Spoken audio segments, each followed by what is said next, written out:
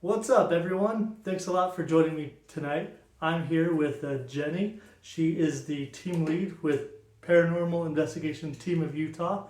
And you guys, it's Halloween. It's haunted houses everywhere, and there's so many people who love older homes, like Victorian home style homes, and they want to restore it and they want to just have fun with it. And there's a lot of people that think, especially during this time, that there's a lot of paranormal activity or ghosts in their house. And that's why I brought along Jenny. She is the team lead for, well, I said it, Paranormal Investigation Team of Utah. So she's here with us to talk what's the difference between like an actual haunt or just like house settling, like an old radiator or something along those lines. So Jenny, how's it going tonight? It's going good. Thank you Good. for asking me to be here. I You appreciate betcha.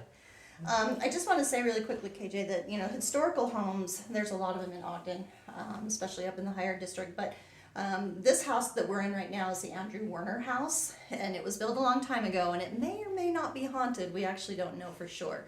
But it's these old features, some of the old character, some things, depending on if it's a residual haunt, if it's something that's has a consciousness that can speak to us.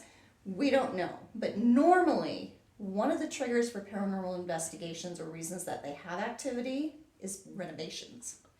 So even if it's an old home or a new home or something is changing about the current situation, if there is somebody residing in it that you can't hear or see, they may not like the changes that are going on. So renovations can be interesting, and that can be a big trigger as to why maybe your house was quiet and now all of a sudden you're changing things or you're moving things or you're doing things that they're not used to, and now you're going to get activity. I mean, that makes total sense because if all of a sudden where I think I used to sleep is not my bedroom anymore, that Right. kind of make me mad too, That, Right. Doors are a big thing. Sometimes, we put indoors or we take doors away and they're used to going in and out of these things. I can tell you that in this house, one of the claims is that they don't like the doors shut. Anytime that they come into the home and the doors have been shut, they find the doors open. Now, is that paranormal or a ghost? We don't know for sure, but that's one of the claims. So it may be that they're not used to having doors where doors have been placed, and they don't like that change in their space. So, is it possible that it's things in the wall like pipes, old wiring, that, the floor creaks in a certain spot because that's just, yes. So the difference in having a haunted location versus just an old location or even just a place that's been renovated or needs to be renovated has a lot to do with what's natural in that environment. So yeah. if you're having knocking every Thursday at 8 o'clock at night, and you go to the door and there's never anybody there, okay, that's weird. Yeah. That's interesting.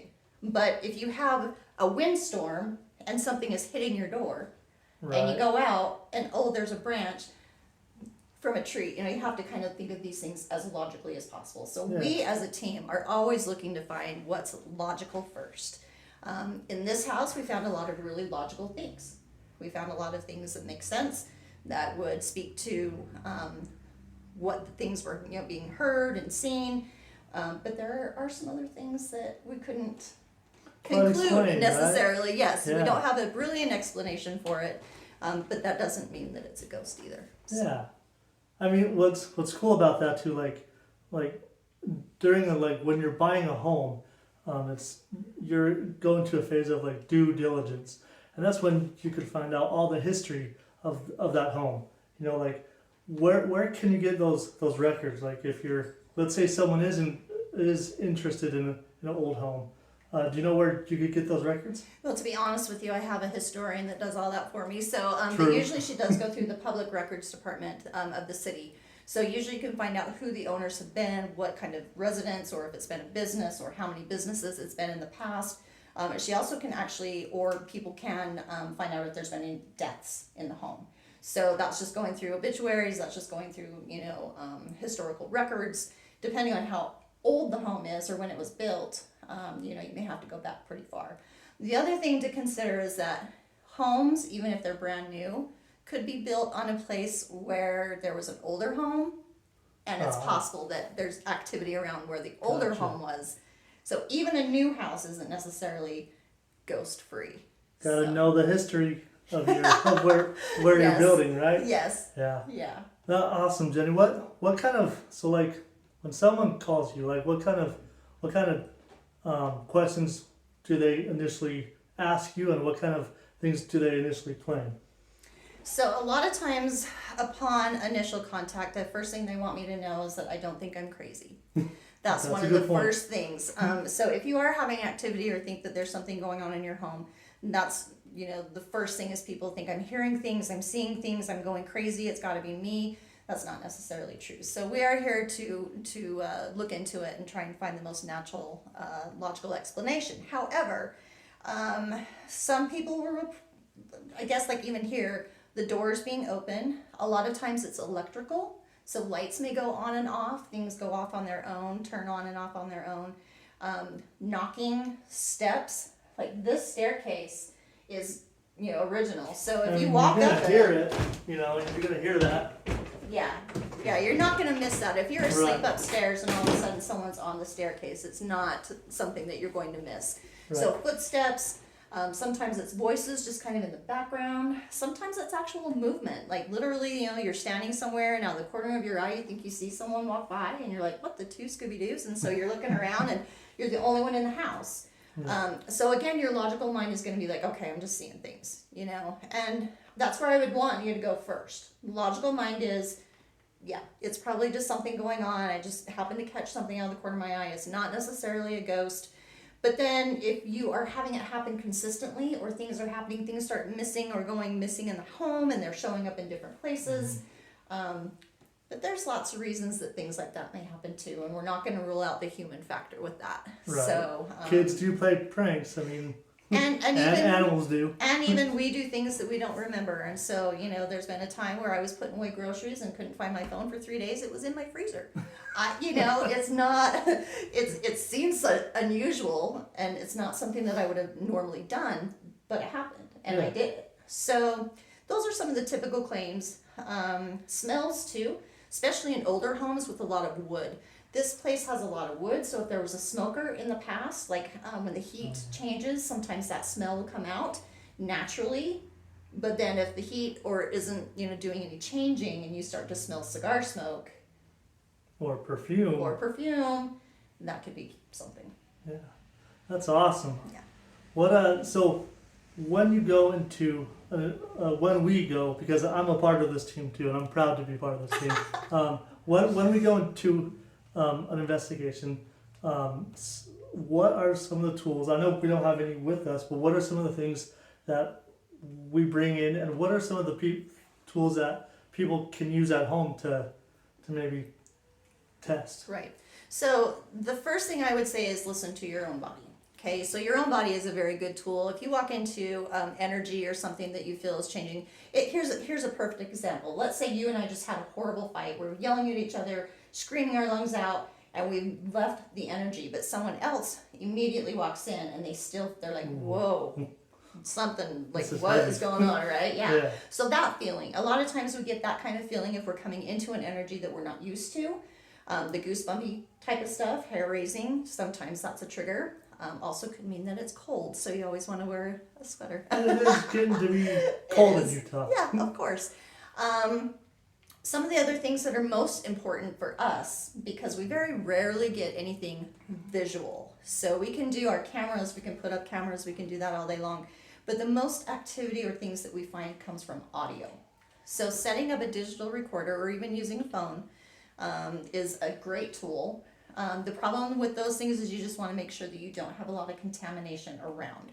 So, Contamination, like what? Like dogs, neighbors, street, loud streets.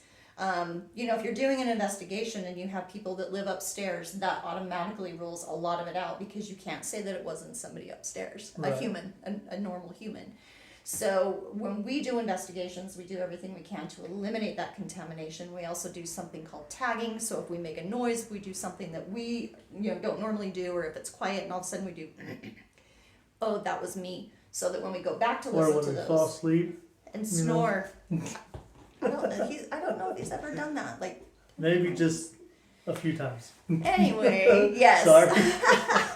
So those are the kinds of things. Audio is most important as far as the evidence that we've been able to catch. We also use tools that kind of measure the change in energy. So things like K2 meters, EMF readers, what's REM pods, like these things that are fancy with lights and bells and whistles and things that will let us know if there's a change in energy. But again, we don't see a ghost changing the energy, so we have to, at that point, try and use some other things like, okay, if you are here, we need you to do a certain thing. Please, can you help us with understanding where you are? And so we try and get a lot of other collaboration or corroboration as far as audio, and then maybe, yes, they can affect a piece of equipment, and then maybe something else, a knock on the door when you ask for it. So we always look at those things, but audio is the biggest. Awesome, yeah. So I mean, those are simple tools, like Jenny said. If you do have any like sort of activity or you think it is, I think it might be a good idea to check it out for yourself as well. If not, give us a call too.